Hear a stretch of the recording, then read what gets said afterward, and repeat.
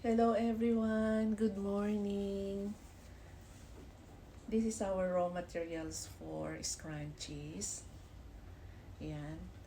This is oversized for oversized scrunchies like this, katulad nito. This is soft satin made of soft satin fabric. Very shiny and fluffy, oversized po siya. So, let's continue. Maglagay tayo ng elastic ngayon. Yan. Mahaba po. Ito po ay 27 to 28 inches para maging fluffy siya katulad nito. So, meron tayong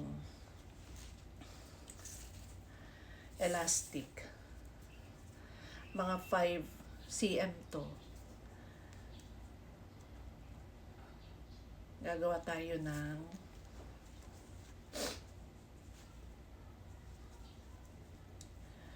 ang style na paggawa ko nito is burrito.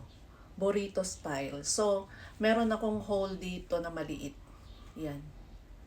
Maliit na maliit lang po yung iniiwan ko na hole. Yan, maliit lang siya. Eksakto lang para sa ating elastic tool.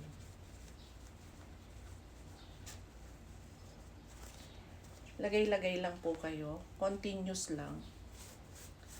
Sa mga susunod po na episode o kaya sa mga videos ko next na videos ay magtuturo po ako how I make my scrunchies. Marami na po akong nagawa pero ngayon ko lang naisipan na i-share sa inyo dito sa YouTube. So, tuloy-tuloy lang. And then, as usual, sa mga hindi po sanay ng ganitong system pero ganito na siya. Pagkalagay po natin, i-measure nyo lang kung hanggang saan yung inyong elastic. Ako po, meron akong ginagamit na standard measuring tool dito. Actually ang gamit po nito is para sa kitchen towel, tissue o paper tissue, towel dito. Pero ginagamit ko siya as measuring ng hole sa gitna niya, pang measure. Yan siya. And then, ni-stretch ko po siya hanggat sa extension ng haba niya yan. And pag okay na sa akin yon, ikakat ko na po siya. Yan.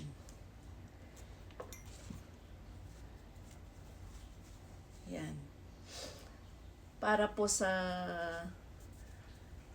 mahilig ng handcraft o handmade, sa mga susunod po gagawa ko ng video, papakita ko sa inyo paano ko siya tinatahi, ano ba yung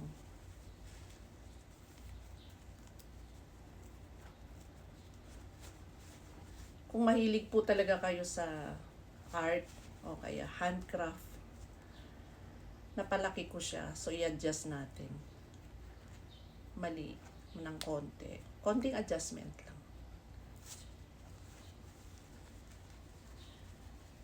Lagay natin ulit. Yan. Minsan, minsan maliit, maigsi. Minsan, mahaba, maigsi. Ganun. Yung nagagawa. Pero lagi nating i-observe yung gitna niya. Pag okay na yung niya, dimension na gusto nyo, pwede na nating isara. Yan. So, okay na siya. Tapos, meron tayong pulling test. Yan. Ipupull po natin siya para hindi siya kakalas o stable na, sturdy na yung kanyang tali. Po siya. Yan. And, ganito na po siya ngayon.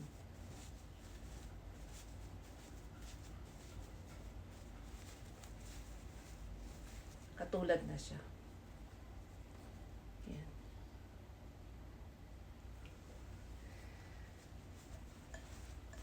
Tapos na tong color na to. So, another naman tayo is, ito naman po, blush nude. Soft satin din po siya. So, pre na po ito. Pre-sun na siya. Tinahi ko na siya. Same, pang ano rin po ulit, pang oversize scrunchies din siya. Tulad din nito. Marami po akong sizes na ginagawang ganito. Meron, kasusunod papakita ko. Nakaka-amaze na sa paggawa pala ng scrunchies, unlimited po yung style, unlimited yung size, shape, na kalalabasan na ng mga scrunchies na ginagawa natin tulad nito. Meron akong small, extra small, mga ganon na mga nagawa na. Next time po papakita ko sa inyo. Gawa tayo ulit.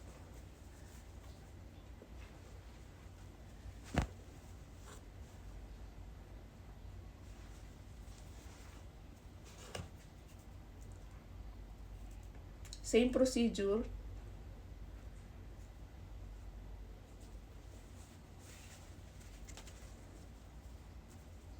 May hole ulit. Kasi burrito po ito. Burrito style po itong pagkatahi ko sa kanya.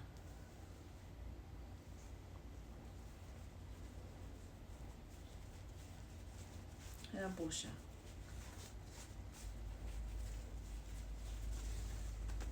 Continuous lang.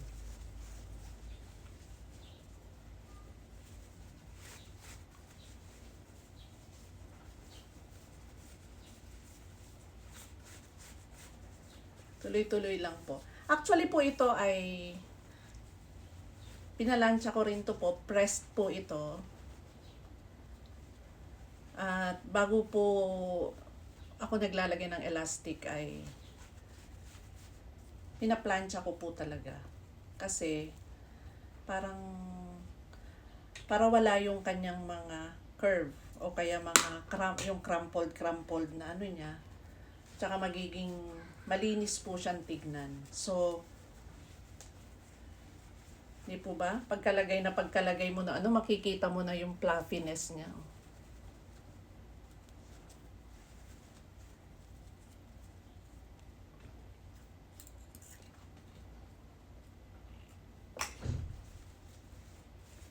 Ay, kita nyo na po, no? Ganda na. Tali natin. Close na natin. Sisilipin nyo muna yung kanyang dimension kung gusto niya na. Yan. Tapos, subukan nyo rin pong stretch.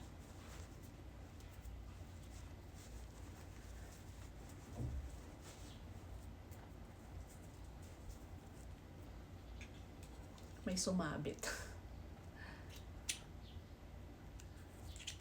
At pag nagkakabit po ng elastic, may naka-ready po tayong scissor. Ay, ayaw.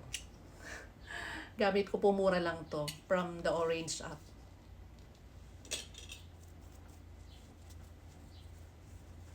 So, yun po, dahil may sumabit. Sorry. So, ganun po ulit. Fold po natin. And then, i-test natin. Testing natin. Tignan natin yung dimension kung gusto na natin. Yan. Ulit. Yan. Tapos, i-stretch natin. Kung gusto na natin yan, so pwede na natin i-close. Sa akin, medyo hilain ko pa siya ng konti. Yan. Pwede na po. Tapos close. Close na natin. Yan siya. Di po ba? Ang cute, ang ganda.